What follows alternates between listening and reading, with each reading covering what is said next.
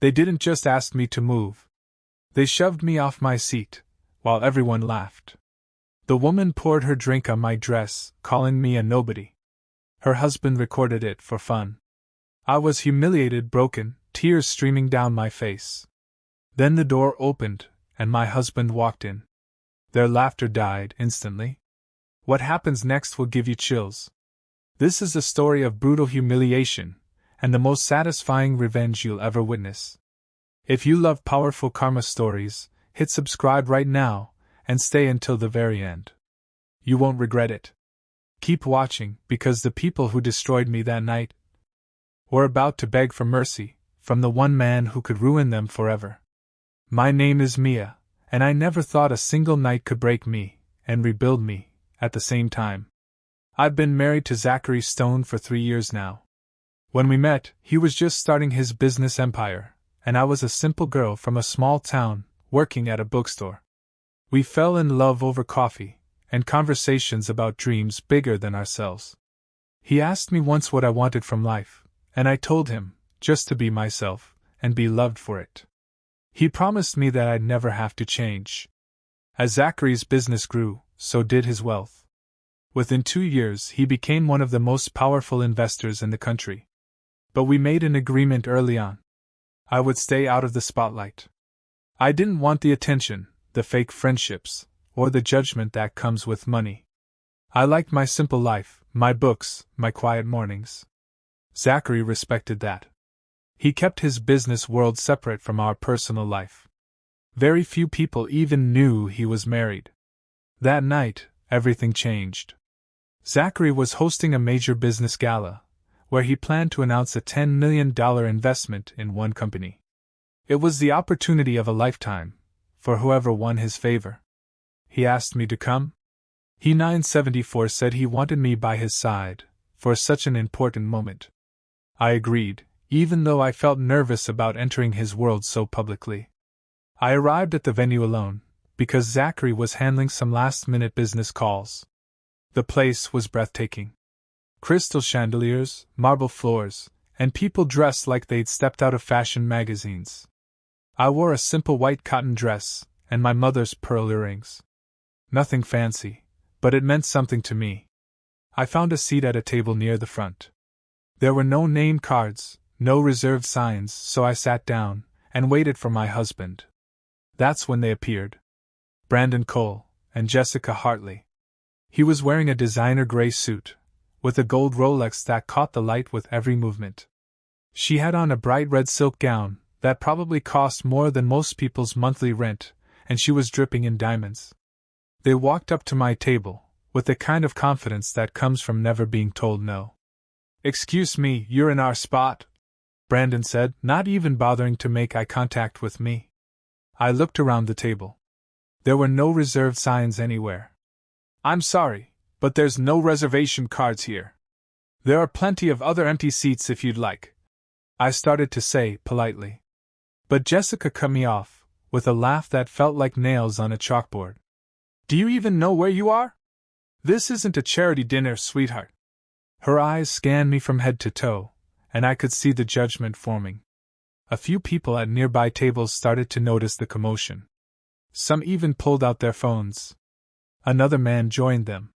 Someone Brandon called Garrett, his business partner. The three of them formed a wall of designer clothes and expensive cologne in front of me. Garrett smirked and said, "Brandon, I think she's lost. Maybe she thought this was the community center." The laughter started then, not from everyone, but enough people that my cheeks burned with embarrassment. I stood up, trying to avoid confrontation. "I'll just move to another table. It's not a problem." "Too late for manners now, sweetheart," Jessica said, her voice loud enough for half the room to hear. Then, before I could step away, she shoved me hard. I stumbled backward, my purse falling from my hands. The contents spilled across the floor. My phone, wallet, and a few photos of Zachary and me, scattered like fallen leaves. Brandon actually kicked one of the photos aside, with his expensive leather shoe. "Cleaning up your trash. Good girl," he said, with a cruel smile. Garrett pulled out his phone and started recording, laughing like this was the funniest thing he'd ever seen. My hands were shaking as I knelt down to gather my things. I was trying so hard not to cry, but the humiliation was crushing. Then Jessica did something I'll never forget. She accidentally spilled her entire glass of red wine on my white dress. The cold liquid soaked through the fabric immediately, staining everything. "Oops, now you really can't sit at our table. You're a complete mess," she said with mock concern. The crowd around us erupted in laughter. Some people actually clapped. A few looked uncomfortable, but nobody, not a single person, stood up to help me. I was on my knees, wine dripping from my dress, tears finally breaking free and running down my face. This was supposed to be a special night. I was supposed to be supporting my husband. And instead, I was being treated like garbage, in front of hundreds of people. Then it got worse. A woman's voice called out from the crowd. "Mia! Oh, honey! What are you doing here?" I looked up, and my heart sank. It was Natalie, my cousin.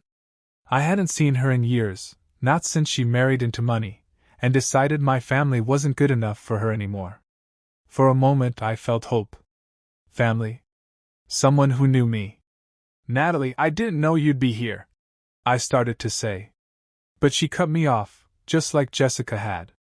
"Did you sneak in? Are you working here as a server or something?" Her voice was loud, performative, making sure everyone heard. Jessica's interest was suddenly piqued. "Wait, you actually know this woman?" she asked Natalie.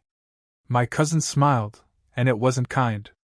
"She's my cousin, from the unfortunate side of the family," Natalie announced, to everyone listening. I remembered then that she hadn't come to my wedding 3 years ago. She'd called Zachary a nobody, said I was wasting my life on a man with no prospects. She had no idea how wrong she'd been. Natalie turned to Brandon and Jessica, joining their little circle of cruelty. "I'm so sorry about this. She's always been a bit opportunistic. Probably here trying to find a rich husband or something." I tried to speak, to tell her the truth, but she rolled right over me. "Natalie, my husband is—" I attempted. But she laughed. "Husband? Oh, please, Mia. What lie did you tell to get past security?" She actually sat down at their table, joining Brandon and Jessica, like they were old friends, united against a common enemy. Me. My own family had just betrayed me, in front of everyone. I gathered the last of my scattered belongings, with trembling hands. An elderly waiter, the only kind face I'd seen all night, quietly helped me pick up the photos.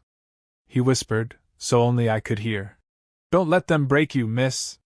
His kindness almost made me cry harder. I looked at one of the photos, Zachary smiling at me on our anniversary. I remembered what he always told me. "You're the strongest person I know. Never forget your worth." I made a decision right then. I wouldn't run away. I wouldn't give them that satisfaction. I moved to a corner table, head held as high as I could manage, despite the tears on my face, and the wine staining my dress. My fingers fumbled with my phone. I texted Zachary, "Please hurry. I need you." His response came immediately. "Almost there. I love you. Stay strong." Meanwhile, Brandon was talking loudly at his table, about his company, Caltech Industries. He was trying to impress everyone around him, dropping hints about the investor he was meeting tonight. "This deal will change everything," he boasted. "We're about to become very, very wealthy." Jessica was touching up her makeup, obsessively. "You better land this deal, Brandon. I didn't marry you to be average," she hissed at him. There was a desperation in their voices, that I recognized now, though I couldn't have known then what it meant. Garrett leaned in and said something quietly, but I heard it anyway. "If Stone doesn't invest, we're finished." Brandon's face went pale, for just a second, before he composed himself. Jessica's eyes went wide. "Zachary Stone? The Zachary Stone is the investor tonight?" Brandon nodded tensely. "He's investing $10 million in one company. It has to be us. It has to." I watched them from my corner, these people who'd just destroyed me for entertainment, and realized, They were about to meet my husband. The irony would have been funny, if I wasn't still shaking from what they'd done. The lights dimmed suddenly. An MC walked onto the stage, and the entire room went quiet. Ladies and gentlemen, the moment you've been waiting for. Please welcome our evening's guest of honor, an investor, Mr. Zachary Stone. The music swelled. The main doors opened, with dramatic flair, and there he was, my husband. Zachary walked in, wearing a perfectly tailored midnight blue suit, his presence commanding every eye in the room. 2 assistants flanked him, but he didn't need them to project power. He had this calm, controlled energy that made everyone else seem small. The entire room stood up. Applause erupted from every corner. Brandon and Jessica practically sprinted to get closer to the front, desperate to be noticed. I watched Zachary's eyes scan the crowd, with that cold, businesslike expression I'd seen in photos, but rarely in person. He was in his element, the powerful investor everyone wanted to impress. Then his eyes found me, in the corner. Everything changed. The cold mask melted. I saw concern flash across his face. Then recognition, as he noticed my stained dress, my tear-streaked face, my defeated posture. Then came something else. Pure, controlled anger. He started walking, not to the stage, not to the microphone waiting for him, but directly toward me. The crowd parted, in confusion. Brandon tried to intercept him, stepping into his path, with an eager smile. Mr. Stone, Brandon Cole, we spoke on the phone about Caltech Industries. Brandon extended his hand. Zachary walked past him, like he didn't exist. Didn't even glance his way. Brandon's hand hung in the air, his smile faltering. Zachary reached me, and his voice was so soft, so different from the powerful businessman voice everyone expected. Who did this to you? I couldn't hold it together anymore. The tears came flooding back. I'm sorry. I tried to stay composed. I didn't want to embarrass you. I started. But he gently lifted my chin, so I had to look at him. You have nothing to apologize for, ever. He removed his suit jacket and draped it over my shoulders. It was warm from his body heat and smelled like his cologne, like home. Then he kissed my forehead, right there, in front of everyone. The room went completely silent, except for the sound of phone cameras clicking and recording. I heard Jessica's voice, small and terrified. Oh no. Oh no. No. No. The realization was spreading through the room, like wildfire. The woman they'd humiliated was Zachary Stone's wife. Zachary helped me to my feet, his arm protective around my shoulders. Then he turned to face the crowd, and the temperature in the room seemed to drop 10 degrees. His voice was ice. Someone want to explain this? He pointed to my stained dress, to the floor where my belongings had scattered. The elderly waiter, bless him, stepped forward. Sir, I witnessed everything. These 3. He pointed to Brandon, Jessica, and Garrett. They pushed her, mocked her, threw wine on her, and recorded it all, while the crowd laughed. Zachary's jaw clenched. I felt his arm tighten around me, protectively. You 3 step forward. It wasn't a request. Brandon, Jessica, and Garrett approached, like children called to the principal's office. Jessica was visibly shaking. Brandon was trying to smile, to salvage something. Mr. Stone, there's been a terrible misunderstanding. Brandon started. But Zachary cut him off. You shoved my wife. You humiliated her, in front of hundreds of people. You laughed while she cried. Each word was precise, controlled, but underneath was a fury that made everyone step back. Jessica gasped, and actually backed away from us. Natalie suddenly stood up from her table, realization dawning on her face. Zachary, wait, you're Mia's. Zachary's cold stare in her direction silenced her immediately. He continued, his voice carrying to every corner of the silent room. I've spent 3 years building an empire. You want to know why? To protect her, from people exactly like you. He bent down, and picked up one of the scattered photos, holding it up for everyone to see. She's the reason I have everything. My motivation, my heart, and you treated her like she was nothing. Zachary turned to his assistant. Bring up the Caltech Industries file. A large screen descended behind the stage, and within seconds, Brandon's company financials were displayed, for everyone to see. Numbers in red: debt, desperation. You needed $10 million, or you'd file for bankruptcy in 60 days, Zachary stated calmly. Brandon's secret was now public knowledge. I was going to save your company. Past tense was. Jessica broke down, right there. Please, we didn't know she was your wife. We'll do anything. We'll apologize, please, she begged. But Zachary wasn't finished. You filmed her humiliation for entertainment. Let me return the favor. He nodded to his assistant again. The video that Garrett had recorded me being shoved, wine poured on me, the crowd laughing, played on the giant screen, for the entire gala to witness. People gasped. Some looked away, in shame. They were seeing their own cruelty, reflected back at them. Every person who laughed tonight is now blacklisted from any of my future investments, Zachary announced. The gasps turned to protests, but he held up his hand for silence. Several business people in the crowd went pale, realizing they just destroyed their own futures, for a few moments of cruel entertainment. Then Zachary turned to Natalie. You, your family, and you betrayed her worse than strangers did. Natalie tried to stammer an apology, but Zachary wasn't interested. Your husband's contract with Stone Industries, consider it terminated, effective immediately. Natalie collapsed into her chair, the weight of what she'd done crashing down on her. Her husband would blame her for losing a multi-million-dollar contract.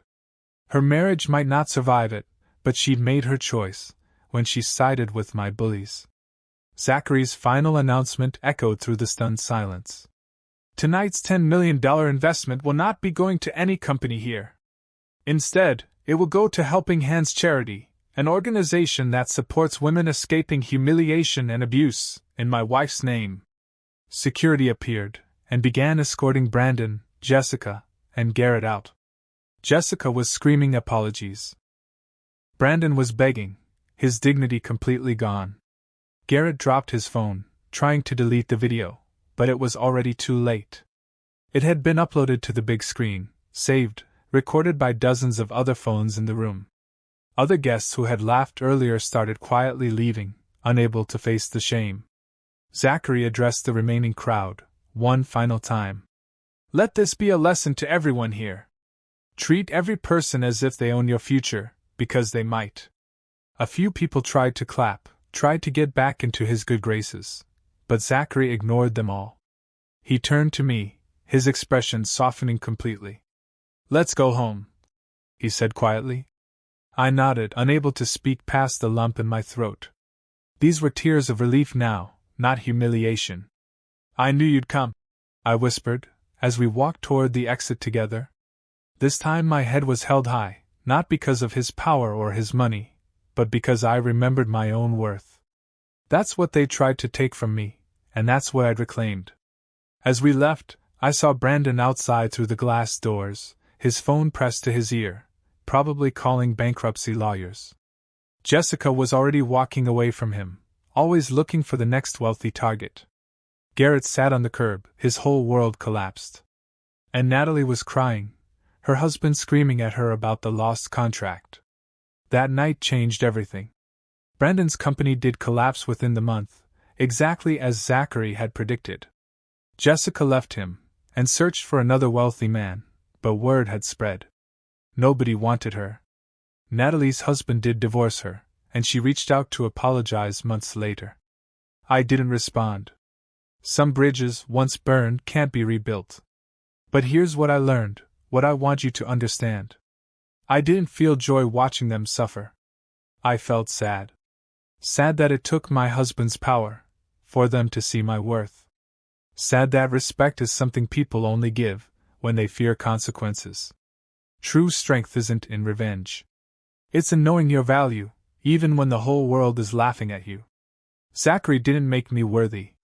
I already was. He just made sure the world knew it. And maybe that's what we all need sometimes. Someone who sees us, when we're covered in wine, and tears, and shame, and loves us anyway. Not despite our vulnerable moments, but through them. So remember this. Never judge someone by their appearance, their clothes, their quiet presence in the corner. You never know who they really are, what battles they're fighting, or whose protection they carry. Treat everyone with dignity, not because of what they can do for you, but because it's simply the right thing to do. And that is how karma destroys those who destroy others. If this story gave you chills, smash that like button right now. Share this with someone who needs to remember their worth. Comment below, what would you have done in Nia's position? Subscribe to hear more powerful stories of justice and revenge. Remember, never judge someone by their appearance. You never know who they really are.